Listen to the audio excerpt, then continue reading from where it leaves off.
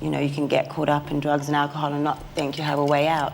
And that's exactly what happened to me. To the world, Naomi Campbell was unstoppable. But behind the glamour, she was quietly unraveling, battling addiction, rage, and wounds rooted in her past. And just when it seemed like she might lose everything, Nelson Mandela stood quietly in her corner. My mum, she was really pleased, and she's like always behind me. She worries a lot, but she's going to start to travel with me. Naomi's journey didn't start on the runway. It began in South London on May 22, 1970. She was born to a Jamaican mother, a professional dancer, and a father who left before she ever opened her eyes. Naomi never met him. While her mother toured the world performing, Naomi was left in the care of relatives. She moved often, bouncing between homes, never quite feeling settled. She later said those early years left her feeling unloved, unwanted. A deep sense of abandonment began to take root, something she would carry quietly for much of her life. Naomi never planned to be a model. I've been going to school for the performing arts since I was 5, and I was set on being a dancer or an actor or show, a singer, whatever. That's what I've been training for since I was 5 to do. So modeling, not really. She was focused on dance, studying at the Italia Conti Academy of Theatre Arts in London. But fate had other ideas. At just 15 years old, while strolling through Covent Garden, she was spotted by Beth Bolt, a modeling scout. That magnetic face, sharp cheekbones, commanding presence. It wasn't just beauty, it was an impact. Her first major job came almost immediately, a cover shoot for British Elle in 1986. She was barely 16. From there, it snowballed. She was walking for Versace, posing for Calvin Klein, and fronting campaigns for Isaac Mizrahi, Yves Saint Laurent, and Ralph Lauren. Worked for Asdine Alaya, and I remember when they said to me in a cover of, I wanted a cover of French Vogue, because I saw these other girls like Linda and Christy saying, can I have a cover? And they'd be like, no problem. I said, can I have a cover? They said, not allowed, never had a black girl. And I was like, now what's the way I can get around this? That must be very hopeful. She quickly joined the ranks of the most powerful models in the world, Christy Turlington, Linda Evangelista, Cindy Crawford, and Claudia Schiffer. They were the faces of the fashion explosion of the late 80s and early 90s. Naomi wasn't just part of it. She helped build it. In 1988, she broke a monumental barrier, becoming the first black model to appear on the cover of French Vogue, a moment that only happened after designer Yves Saint Laurent threatened to pull his ads if the magazine didn't diversify. I was called a gollywog supermodel. I don't think that's really fair, do you? Who called you that? Someone on the flight, not the passenger. Naomi Campbell was no longer just a model. She was a supermodel. She was fashion. But as her fame skyrocketed, so did the pressure. The industry praised her beauty, booked her endlessly, but whispered behind the scenes. She was called difficult, emotional, demanding, but no one asked what she was carrying. No one wondered what it felt like to be the only black woman in the room. Repeatedly, Naomi was everywhere, billboards, catwalks, covers. But being seen isn't the same as being accepted.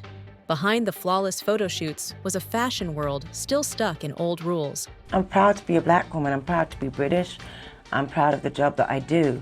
But I did not call anyone names of color of their race.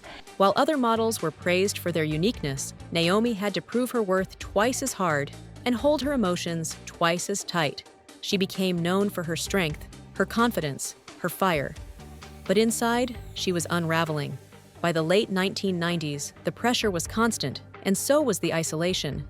Naomi began turning to cocaine and alcohol, not for fun, but to numb what couldn't be fixed. The long hours, the loneliness in hotel rooms, the expectations to always be on. Addiction didn't come out of nowhere. It was a slow response to years of holding it all together while the world watched, applauded, and demanded more. I took my first drug at 24 years old, and it got to a point of I lost 7 people in 1997. Gianni Versace, my friend Ennis Cosby got murdered, and it was also a build-up of grief and trying to numb my pain and say I can deal with it. Naomi's addiction didn't stay behind closed doors for long. As the cocaine took hold, so did something darker, explosive rage. She became known not just for her walk, but for her violent outbursts. Mood swings, verbal attacks, phones thrown, assistants hurt. The tabloids turned it into a circus. The headlines were constant. Between 2000 and 2007, Naomi was sued and arrested multiple times for assaulting staff and employees. One assistant claimed she was hit with a phone. Another said Naomi slammed her with a BlackBerry. The stories kept coming.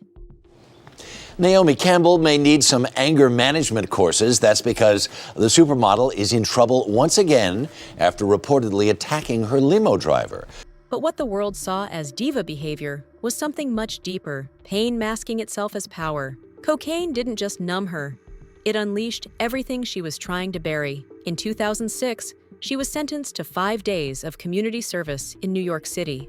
Cameras followed her as she cleaned streets in a designer gown and stiletto boots.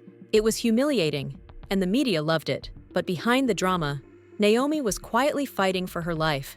She entered rehab for the second time in 2002. By 2004, she said she was clean. But the damage, her reputation, her image, had already been scorched into the public memory. And we started a great 20-year granddaughter-grandfather relationship that I hold dearly to my heart. And I learn from each day, and I'm so honored to be asked to be able to be part of producing this event. But away from the chaos, Naomi found something rare, stillness, in the most unexpected place. During one of the darkest stretches of her life, she spent time with Nelson Mandela. He called her his honorary granddaughter. In a world that judged her, he didn't. He listened, he believed in her. And for Naomi, those visits weren't just photos. They were moments of clarity, a reminder that she was more than the headlines, that she still had a choice. It's not even bad. You could be a stockbroker in Wall Street and you could be doing drugs. It doesn't really, it's everyone goes through their whatever they go through. Naomi later admitted she didn't use drugs to party. She used them to fill a void left by a father she never met, and a childhood where she never felt truly safe. Behind the photo shoots were blackouts, bursts of anger, and mornings she couldn't remember. She woke up in strange places, lost time, and lost control. The addiction was never just about the substances. It was about pain, fear, and a deep sense of abandonment. Eventually, she stepped away, not from modeling, but from the illusion. And for the first time, she began facing the broken pieces inside. I'm on the road a lot, and for charity reasons, and I'm out there for party reasons, for promoting that charity like I'm doing tonight. We're having a benefit for the Nelson Mandela Children's Fund at the Tommy Hilfiger store. Oh, that's great. Yeah. Rehab wasn't just detox for Naomi. It was the beginning of healing. For the first time, she spoke openly about her rage, her childhood trauma, her struggles with addiction, and the racism she faced in fashion. She stopped hiding and started rebuilding, not just her image, but her purpose. Naomi became more than a model. She became a mentor, an activist, and a voice. She launched her own charity, Fashion for Relief, became a UN ambassador, and used interviews and documentaries to tell the truth behind the glamour. She was no longer surviving the industry. She was reshaping it. I have my career. You guys don't. You want what I have. And for me, it's a waste of my time. Naomi didn't just recover, she transformed. She stepped back into the spotlight, not as the broken icon the media once painted, but as a force for change.